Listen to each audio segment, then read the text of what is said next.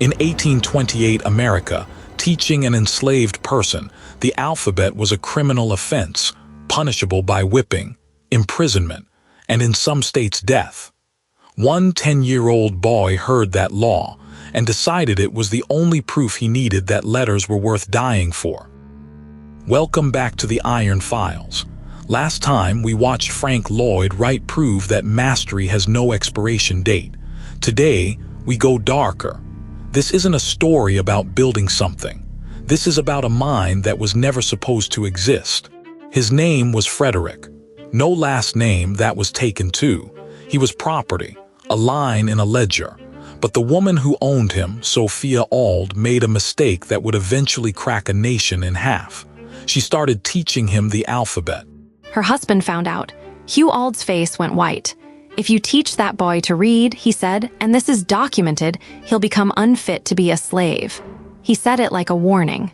Frederick, standing in the doorway, heard it like a blueprint. And that's the first lesson Frederick learned, not from a book, but from an enemy's fear. If reading made him unfit for chains, then reading was the key. The cage had just told him where the lock was. Enter Tommy, a white boy, maybe 11. Sandy hair, freckled nose, barefoot on the Baltimore docks. Tommy couldn't have told you what an abolitionist was. He thought he was playing a game, trading letters for fun on a broken piece of slate behind the cooperage. Frederick brought bread. He was fed better than many of the poor white kids in Fells Point, one of history's bitter ironies. He'd slip a roll from the old kitchen, trade it on the street. The currency, one letter, one sound, one word, a library built from crumbs. Then Tommy was gone, forbidden. Someone had noticed. And Frederick, 12 years old now, stood alone with half an alphabet and no teacher on earth willing to finish the job. This is where most stories end. This is where his began.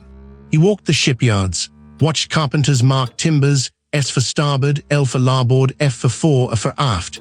He copied every letter onto fences, onto dirt, onto the back of his own hand. He challenged white boys on the street. "I bet I can write better than you." They'd scrawl a word to prove him wrong. He'd memorize it. They never knew they were his teachers. Think about that. Every person who corrected him, who mocked him, who showed off, handed him another weapon without knowing it. He turned contempt into a classroom. And here's what should shake you right now. You're holding a device with every book ever written and you're scrolling past it. Then came the night that broke him open. A pamphlet, smuggled, crumpled, the Columbian Orator, a collection of speeches on liberty, on the rights of man.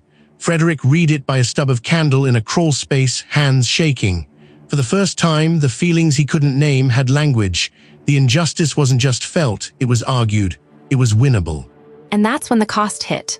Douglass later wrote one of the most haunting lines in American literature. "I envied my fellow slaves for their stupidity, not cruelty, grief." He meant that knowing the full shape of the cage, every wall, every lock, every lie was its own kind of agony. Ignorance had been a painkiller.